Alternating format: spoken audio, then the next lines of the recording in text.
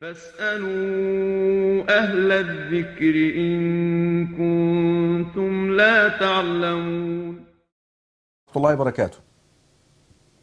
وعليكم السلام, Sheikh. نعم, name, state and question please. My name is Asif and I'm calling from Canada. And your question, brother Asif? My question, Sheikh, is what is the ruling in Islam regarding any relative marrying a non-Muslim, like a woman marrying a non-Muslim, a Hindu husband, and living with him and maintaining a family for many years. So, us being relatives, how should we maintain the relationship? Like, is it permissible for us to exchange gifts and stuff like that? So, like, the question is basically how should we maintain the relationship? And another question I had, if you don't mind. Yeah, let me just answer this big one first. Okay, Sheikh. Alhamdulillah wa salatu wa salamu ala rasulillah. The brother is asking regarding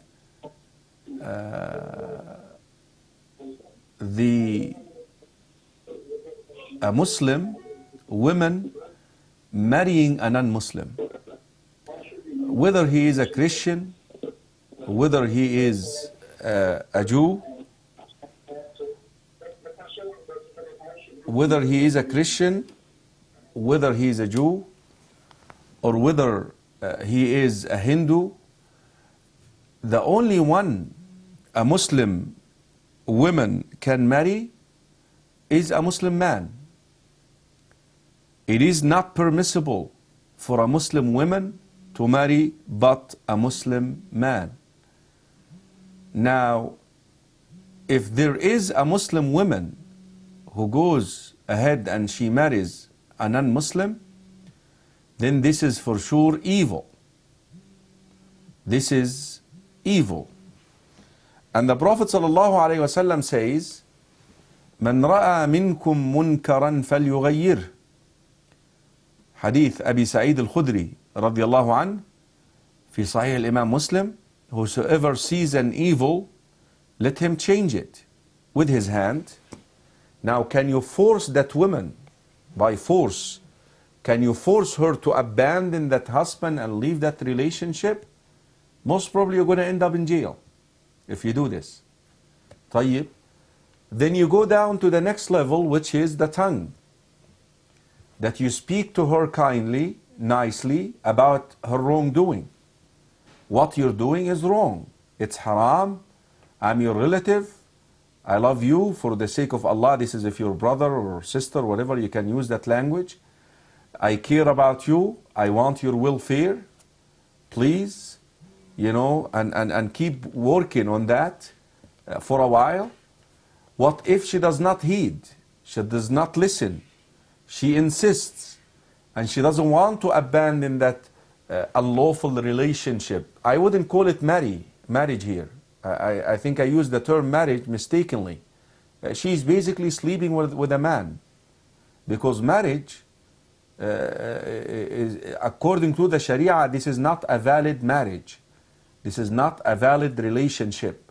So it's really adultery. So now what if the sister doesn't heed? She doesn't listen. She doesn't want. Then the Prophet ﷺ told you about your final resort to enjoin good and forbid evil is to reject, deny, resent what she is doing with your heart. You cannot speak now anymore. You cannot use force. Then you're going to resort to the heart. Now with the heart, you have to abandon the person totally. You cannot exchange gifts. You cannot exchange visits. You cannot have a relationship. It's over. You're just going to boycott that person completely until they come back, and this is the best way to go about it.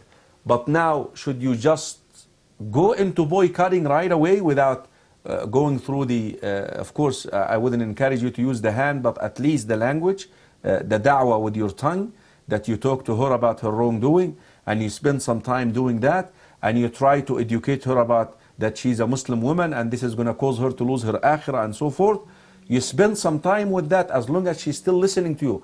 But if she shuts you off, I don't want to talk about this, if you want to be my friend, don't talk to me about this, and you have to, unconditionally you have to stop talking about this, then you know what? I'm not going to be around you. And this is the answer to this question. It's a very sad situation, but this is the only way you can deal with that situation. Assalamu alaikum wa rahmatullahi wa barakatuh. فاسألوا أهل الذكر إن كنتم لا تعلمون